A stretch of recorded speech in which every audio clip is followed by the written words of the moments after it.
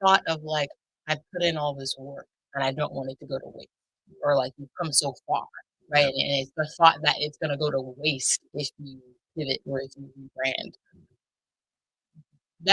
I understand that mindset because we've been there, right? But what you need to think about and weigh out is the regret that you might feel 5 years down the line. You still haven't reached where you wanted to reach, and you may be thinking, what if I had gone through with that rebrand? What if I had, made this its own business and it took off?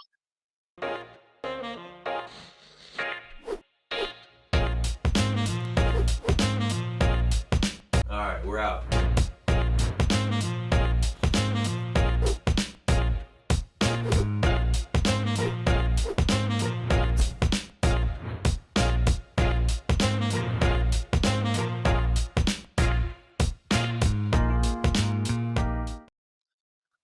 Like, I just felt like you didn't know what to do, so you just started yelling and singing. Oh, you're right.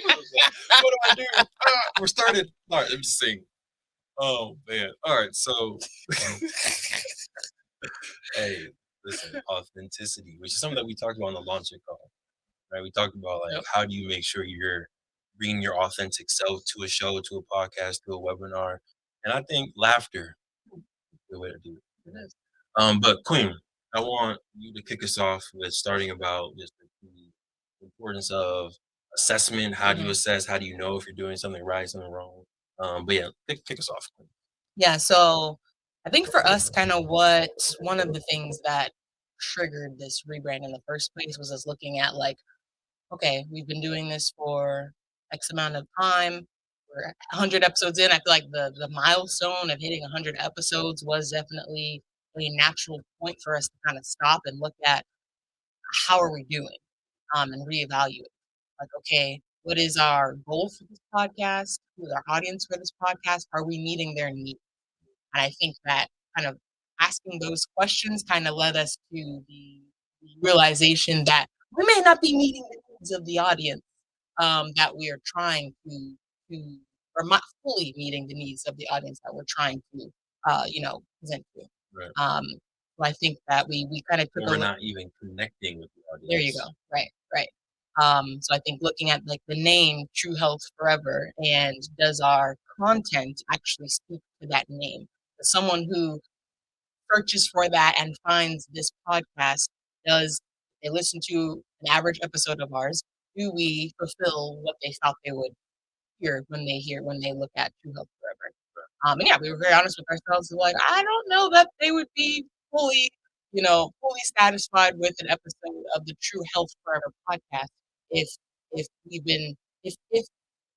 an average episode of ours is what they heard, which a lot of it is entrepreneurship because we are entrepreneurs and we are on this journey together, and that's a lot of what we talk about. Yes, I am super. We are both very into health. We are on this health journey, but that's not always what we end up talking about for a lot of our episodes. So I think that's why we really took a step back and like, okay, how can we, rather than change what we talk about, because this is our life. Like we talk about our life, we talk about things that we're going through, we talk about things that we want to learn about. We don't want to change the content really of the podcast. So how can we, the next natural step is then how can we rebrand the podcast so that the content that we're talking about actually connects the audience that we're trying to connect. Yeah, that's kind of what the thought process that brought us to a rebrand. And this kind of episode is doing two things. It's introducing you to our mindset and the potential new brand that we're going to kind of convert this current show into.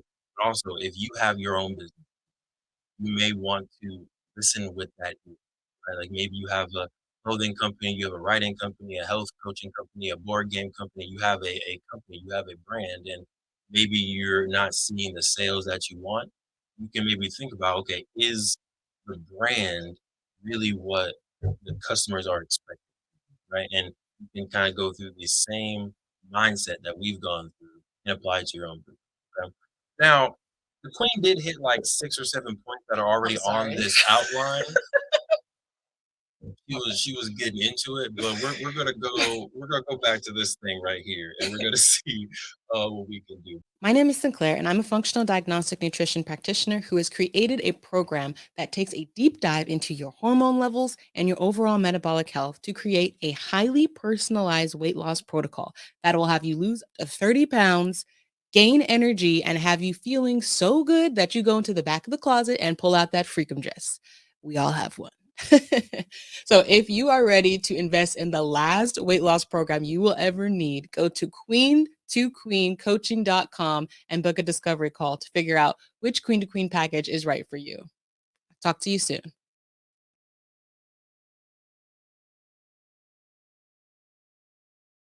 But one, why should you consider a rebrand?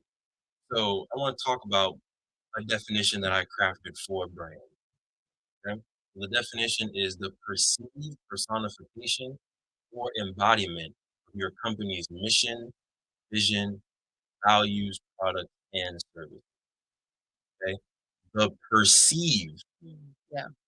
personification, right? It's not the intended. Right. And I think that's where we got into trouble with True Health Forever on multiple accounts, which we'll talk about, right? But it's like we have this vision for this company where True Health Forever, we do social health, physical health, economic health, and spiritual health. We got the podcast, we got the board game, we got health coaching, like we got all this stuff.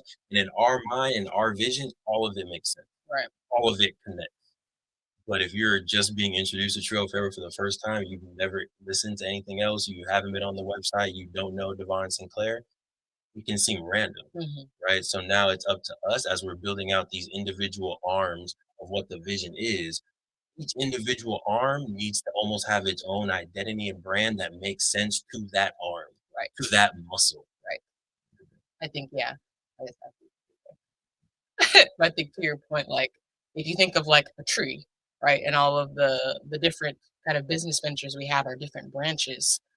Someone may be introduced to this branch over here, having no idea where the trunk is, or, what the trunk is really consisting of. They just know they found this branch and it needs to make sense. And so yeah, to your point, it's about connecting.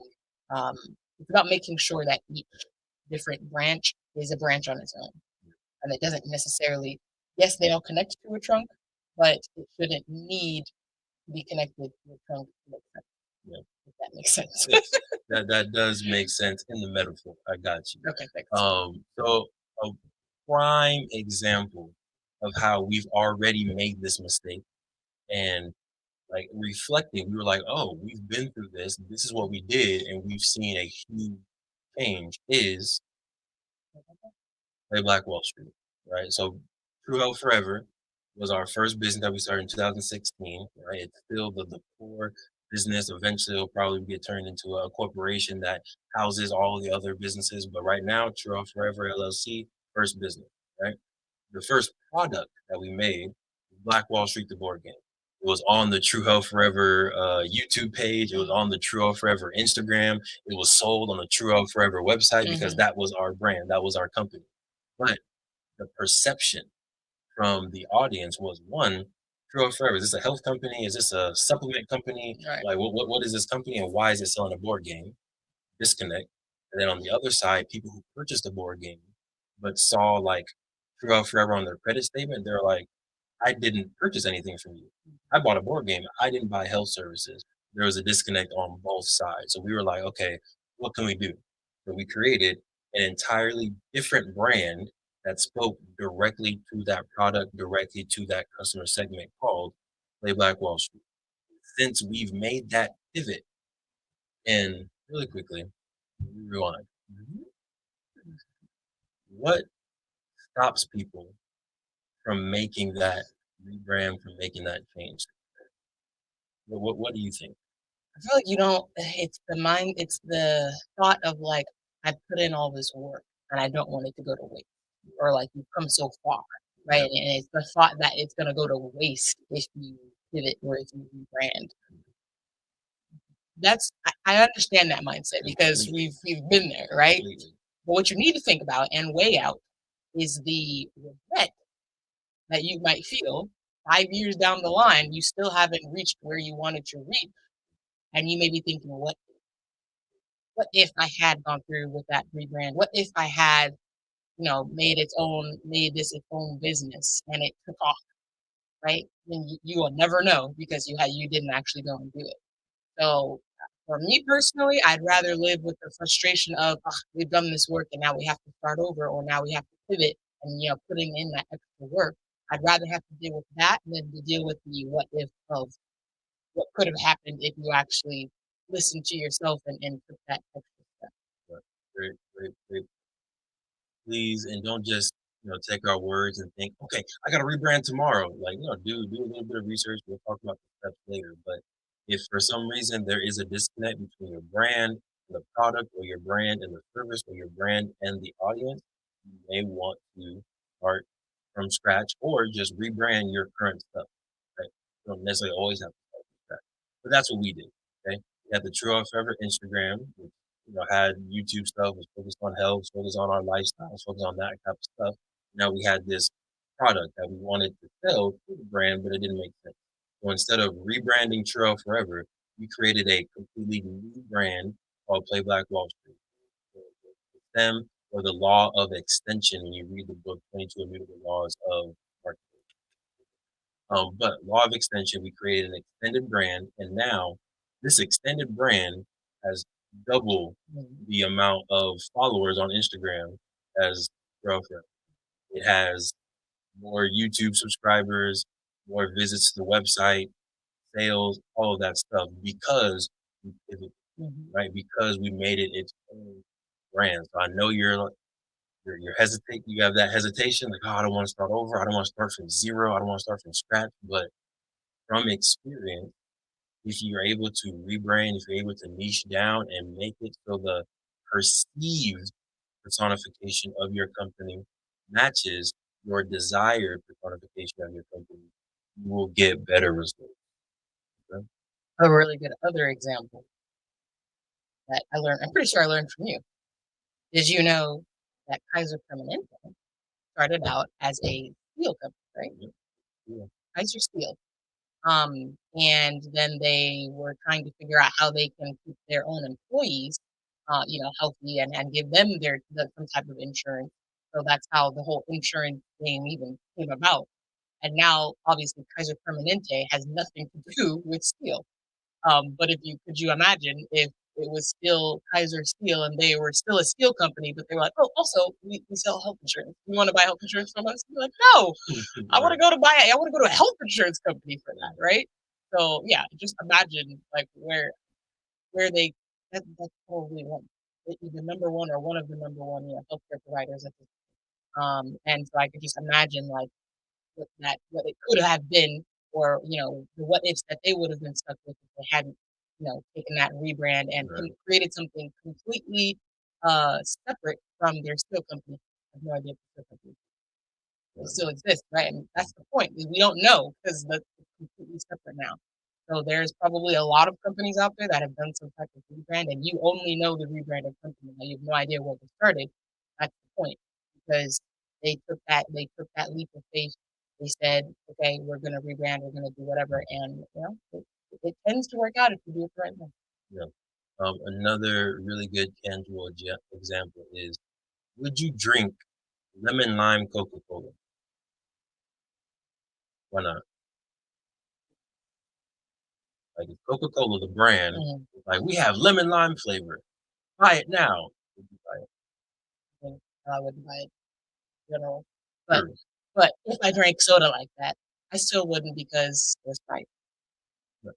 Which is interesting because Sprite is owned by Coca-Cola, It is. right? So it's like that's the law of extension. Instead of making something again with your current brand that's established, don't mess with the validity, don't mess with the reputation Mhm. of your established brand. Instead, create a different brand that can have a stronger identity. So instead of making lemon lime Coca-Cola, which doesn't even sound good, right? Mhm. Because when you think of Coca-Cola, you think of Coke, you think it's dark, you think it's caffeine, Mhm. not lemon lime. So they have a complete other brand called Sprite, and both of them are very powerful brands owned by the same. Going off on another, this is not a tangent, but just bringing this back, 'cause I feel like this can apply to so many different things. Yeah, If you think about, like, if you were getting your house renovated, you go to someone that's like, "Oh, I can renovate your house. I can do the plumbing. I can build. I can do the carpenting. I can do the floors. I do everything." Or would you want to go to someone who is expert 5 stars at each of those things? I feel like typically we want to go to someone who we think of as the expert, and I feel like we don't always typically associate like a jack of all trades as being an expert because you can know a lot of things, but I think when you think about you can do a lot of things, you don't always dive deep into becoming an expert at one thing. So yes, I think that's what we've learned the hard way is rather than True Health Forever kind of being a jack of all trades type of thing where we cover everything that is health because I mean there's so many things that can go under that umbrella is like okay let's focus on different arms and kind of create their own entities, their own businesses that can seem like the expert in that field, even though they do yes ultimately help further in some way.